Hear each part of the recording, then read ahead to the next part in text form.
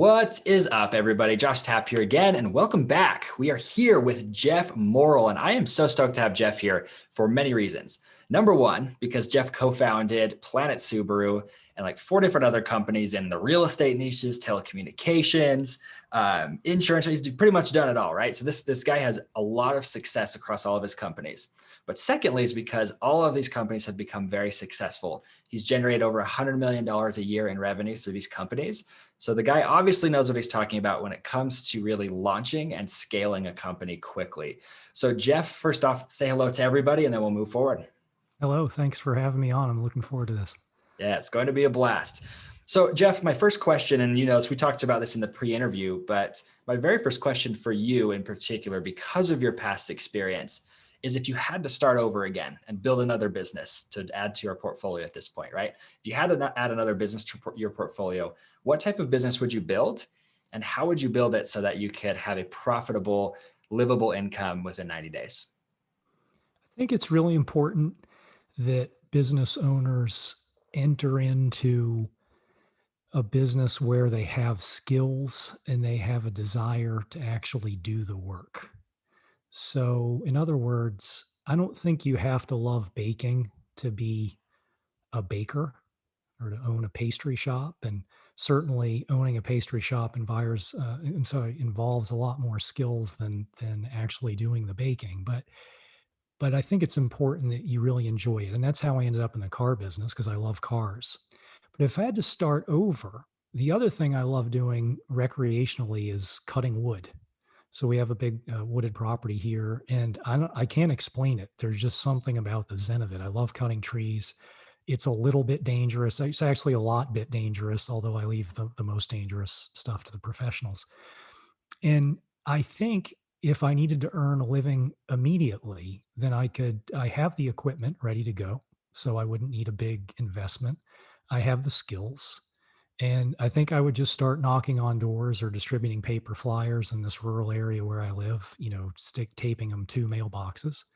And I think I could start generating revenue as soon as tomorrow because it's a business where the competition has a hard time being really organized and responding in a conscientious way to customer requests. I mean, it's just one of those industries that you're lucky to get a call back. The person you call never picks up the phone. So I like that the competition isn't particularly strong, not in terms of their wood cutting skills or their ability to actually do the work safely, but rather their ability just to serve customers at a high level. And that's a skill set I have. So I think that's my answer. See, and I have to highlight that because that was such a beautiful answer for many reasons.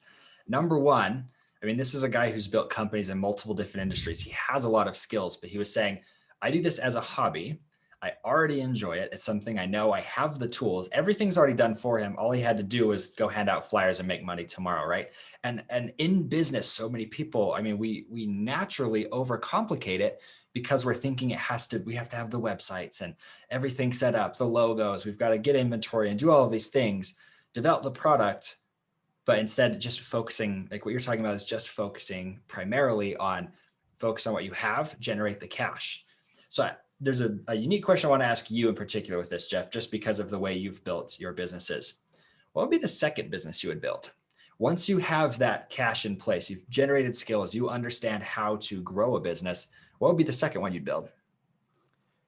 Well, let me give you an answer maybe you're not expecting. I think I would scale the crap out of that one first. And what I mean by that is the beauty of a business that you kind of get some momentum and cash flow going early on is that it wouldn't be too long, I think, before I could hire somebody. And then I could probably hire another person after that. And then eventually you get to a crew that's big enough and talented enough. And this wouldn't happen in 90 days. I mean, this could take, person starting out, even though it's not a real heavy lift, it could take a few years to get to that point where you had a crew that had supervision that you didn't have to be actually on the job. But once you get to that point, then your day is free to, first of all, to recover from all the effort you put in originally in working those long hours. But also you can start building the second crew and then the third. And that's how you grow. And at some point, I don't recommend that people just grow and grow and grow. In the case of my brother and I, we eventually decided that we had enough businesses. We were happy. We had accomplished what we set out to do, and the cash flow was such that it was more than we needed. So the decision became: do we want to keep killing ourselves and exposing us to additional risk to continue building? And the answer for us was no.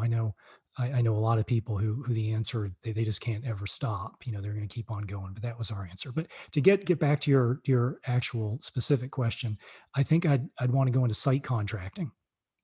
And site contracting is, and when I talk about, that's like people with the big earth movers that will dig foundations for homes, or you know, um, moving dirt around. And the reason I like that one is the huge capital costs to get into that one. So at that point, I would have already had a successful business providing the cash flow. I'd have the collateral to offer as a loan to the banks, and I'd be able to borrow to buy all that expensive equipment. And again, the competition is not particularly strong in this area, not in terms of the skill sets, because they can move dirt around.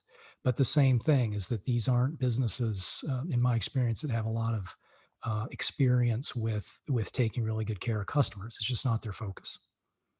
Right? Because there's a lack of competition, they don't feel like they have to focus on that because they're so right, well, if I'm the only option. And I come from a rural area as well. We're up here in Idaho, and we have that same problem with a lot of, initially it was the construction companies. There were two or three big ones. Now there's a lot of other little players, but they dominate the market with poor customer service because they're the only option, right? Well, I have to go with them, or I have to hire somebody clear out of Utah in our case and bring them up here to work. So I love that would be kind of your next one. And you're establishing yourself in a place where the barriers to entry are really, really, really high. Very few people could actually enter that industry and succeed, but you could because you have the capital and you have the experience already. So I, Yeah. I love that. I think it's really important that, I mean, I guess for your audience, many of whom already own businesses, this is probably less important for their first business. But thinking in terms of their second, if they're to the point where they've plateaued and they think that they've kind of accomplished what they could in that particular line of work, and they might see an opportunity in a different vertical, it's really important to take measure of what you have available to you in terms of skills and connections and that kind of thing. And it might be that, like for me now, I have a superpower, and it doesn't sound particularly. This is not something that is gonna get me featured in a Marvel comic, but I can borrow enormous amounts of money now. Like, that was never the case early in my career, because banks don't want to lend money to people who actually really need it. They want to lend money to people who have so many resources and assets to collateralize the debt that they can reduce their risk of the person not paying them back. So I have a big advantage now over many people who don't have the access to that capital. You can blow yourself up borrowing too much, but it's also a way to turbocharge the growth of a business if you do it well. Yeah, and I think people get really scared with that, especially in our industry. Most people listening here are infopreneurs, right? They're selling a digital product, so their margins are high, their overhead's very low. They get scared by bringing on debt because they're like, well, what if I stop getting customers? What if I stop getting clients in the door? Am I going to be able to cover this debt? So I know that that's been a big fear for a lot of the people that we've worked with, but Yeah, and don't get me wrong, I'm not recommending taking on a lot of debt.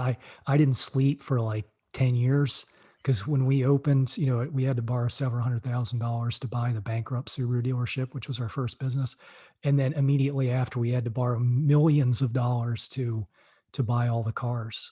And we knew, that at any time a recession could come along or something and disrupt the cyclical business that we're in and just wipe us out if we couldn't service the debt. So I really don't recommend that. There are occasions where that just makes sense, and it made sense for us and we did it. But generally, I think you can get in a lot of trouble. Debt's it's like gasoline. It'll power a car and get you 500 miles from here, but it can blow you up too. yeah, that's absolutely true. Well, and I want to ask a few more questions, Jeff, along those lines, because of the nature of what you've built, and I do have to reference one thing that I didn't reference in the very beginning is that Jeff has recently launched a book, and so coming on podcasts and things have become a big part of your promotion as well.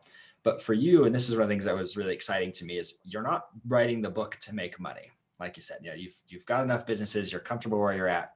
That's as far as you want to go. And I love that about you, because most people are that, I've got to be a billionaire, a trillionaire, or I'm not going to be happy, right? But you found where you're at, and now you're focusing more on kind of legacy style businesses. I mean, your entire focus seems to have shifted to, hey, how can I give back?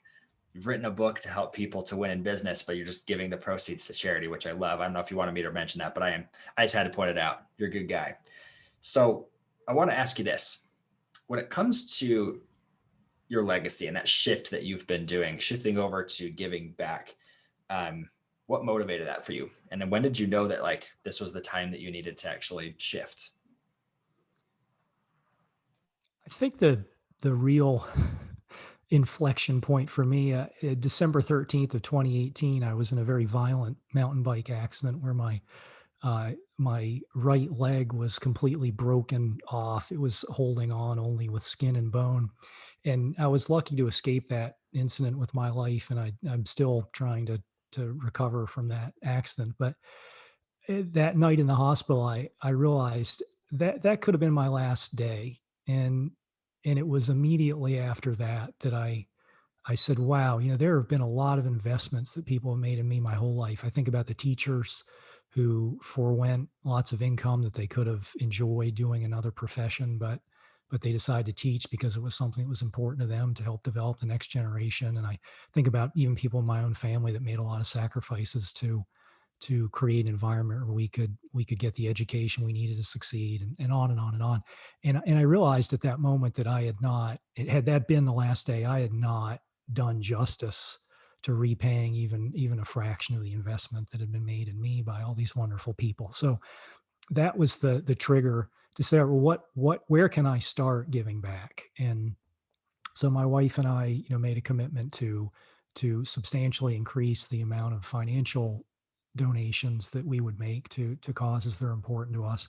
And I also wanted to share the ideas I had about how to run ethical businesses, because I think I learned the hard way some principles and some tactics of how you can run a business in such a way that not only do you earn a good living, which you need to. I mean, it's profitable companies that are able to make the biggest contributions. Not only that, but to improve their corner of the world. So I'll give you an example of one of the things I'm really proud of in the book that we've succeeded at in our businesses. And I think to the extent that people are going to be hiring others, they can think about these same things. In the car business, women have traditionally been excluded from the opportunities to be to have access to the good income and the career path in the car business. And so we realized that we were missing out on really half the population, if half the talent pool, if we were only hiring men. So we made a commitment to try to invite more women into the business and to create a situation where people who weren't previously in it, like in the case of technicians who didn't already have the technical skills to work on cars, that we created a program where we would train them ourselves. So the result is that we have access to a lot of talented people when talented people are hard to find. And and the other thing is that we've created economic opportunities for people and enrich the communities and the families they come from, because these are good jobs with good benefits, with income potential and growth over the years that they otherwise wouldn't have had. See, and I love that. And I want to kind of highlight this with the story too. A lot of times people they shift more legacy when it's a near death experience, or maybe they go to a third world country for the first time in their life, right? You have these kind of shock moments that make you realize, wow, I have a lot I need to give back. And I thought it was cool that you decided to say, okay, we're going to give back financially, but instead of just being the philanthropist, right, who just gives the money away, you're saying, let me also teach what I know.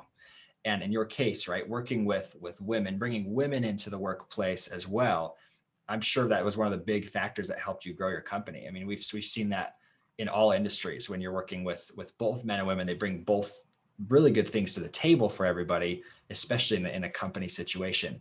So I want to ask you this, because I loved you. I have to read it off here because I thought it was awesome. So we asked Steve, or excuse me, Jeff. I just talked to a guy named Steve. Just talked to Jeff about, or we asked Jeff if this was a masterclass, what would he call it? And he said, fix your hiring by looking for soldiers instead of just looking for people, or for people who look good in a uniform. That I love that statement because it kind of it's a shock statement, right? So I want you to kind of break that apart for us. What do you mean when you like finding soldiers instead of people who just look good in the uniform? I think most hiring processes select for interviewing skills rather than all the more important things that really drive a person's success in a company. So I think because many companies don't have an organized hiring process, generally it's one interview. The interview consists of a conversation about hobbies, pets, maybe resume related things. Oh, you went to that college. I went to that college too. And so you end up picking people for your company based on their ability to interview well rather than their ability to really do the job. So that's the distinction there. Like, we don't really care how well you interview. There is some overlap between interview skills and the job that you'll need to perform for us. But some jobs, there's very little overlap. The first woman we hired as a technician in 2016, she was a terrible interview. I mean, I was involved in that interview and we just couldn't, I mean, it was just, we were dragging things out of her, but we have a script that's designed to surface qualities that we think are going to be successful on our team. And those scripts are available on my website, jeffmorrill.com, if you want to take a look and see what I'm talking about. There, we know in advance what we're looking for in a person. And if they're really nervous or awkward, or, well, who cares if they can turn wrenches really well after we impart the training, the skills they need to succeed? Who cares whether they're a good interview? And I think that summarizes it pretty well. Yeah, and I love that because I mean, we've all done it. We've all interviewed for the job, and you show up just so nervous, but I have all of the skills that they need. I know I could fit into their maybe their tribe, their community they've built within their own company, but maybe I'm a bad interview, right? Maybe I'm having a hard time interviewing. And I know for us, when we've interviewed people, there's been many people who come in, and because they're such a good interview, we don't want to hire them. Because if somebody's that good, there's something wrong about them. We feel that way a lot of times. Like maybe they're really good at manipulating, or they're a narcissist or something. And when people come into the interview all cocky and stuff, for us, that's been a huge red flag because of the way we run our company. I mean, and I'd like to go see your questions over there and how you ask. I think that'd be really helpful.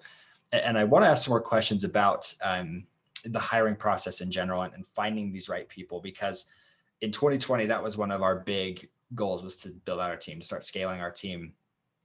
And it was a great year for that reason. And I think now at 2021, we started to see the ramifications of hiring, right? Just the consequences of hiring, whether good or bad, right? And so I kind of want to ask you, what have been some of the key indicators that you found in the people that you're hiring to know that they're going to be able to actually fill the ballot, right? Be the type of person who can actually fulfill on the job that you're providing for them. One of the characteristics we've discovered is central to someone's success on our team, and I would generalize, I think, to most business situations. That quality is conscientiousness. And what I mean by conscientiousness is that's a person who is organized, who cares about getting the details right, who wants to make sure that he or she doesn't let a coworker or a customer down, someone who will put aside his or her own needs to get the job done or stay late if necessary. And so we have a dedicated script, an interview template, I'll call it, to ask questions that discover that quality in people. Because if you're the kind of salesperson, for instance, who doesn't really care enough to keep track of the promises you've made that day to provide a piece of information to a customer who needs it before before the customer can proceed with a purchase or whatever. I mean, that's going to make it very difficult for you to succeed in an environment where customers expect to be called back. You know, it's just the way it is. So I think that's probably a good place to stop. I love that. Well, I do have two final questions for you here, Jeff, and thank you so much for those answers because I think if people will look at the way that you're doing your hiring, you obviously done it well across multiple different companies. I mean, you've got the scripts and everything that you've used or the questions you used. I would tell everybody go check those out. But Jeff, I want to ask you if people want to get in communication with you, learn more about what you're doing, where can they find you? So jeffmorrill.com, and my last name is Morrill. And I love to hear from readers and listeners, and I respond to every email. So if anyone has any questions or comments, I'm just interested in the feedback that people give me. I love that. Very few people will give you access to them. So make sure you go check that out. Go check out Jeff Morrill. It's morrill.com, but it's Morrill. jeffmorrill.com. Right. So make sure you go check that out, everybody. And then my final question for you today, Jeff, we've covered a lot of different topics here. So if you could say the one piece of guidance that you would give everybody as your final parting piece of guidance today, what would that be? There's a Chinese proverb that the hard part of riding a tiger is getting off. And I translate that in the context of what it's like to decide when the right time in your career is to pull back. And by pulling back, that might mean selling the business because you're just ready to do that. Or pulling back might be to appoint an operational successor that you've prepared over the years to go ahead and do all the hard day-to-day stuff so that you can start focusing on broader pursuits. And I think the earlier you start thinking about those things, the better off you are. Because in my case, I found myself burned out surprisingly quickly. I was in my mid 40s, and I just been pushing so long, so hard that I didn't realize how much I was draining the tank.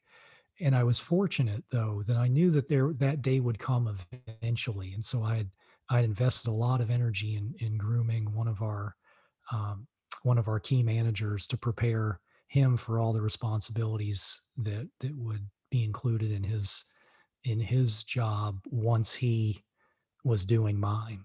And so when it came time for me, the quarterback, to walk off the field and hang up the cleats because I couldn't take the sacks anymore, he was ready to go, and I can now stand on the sidelines and be the coach.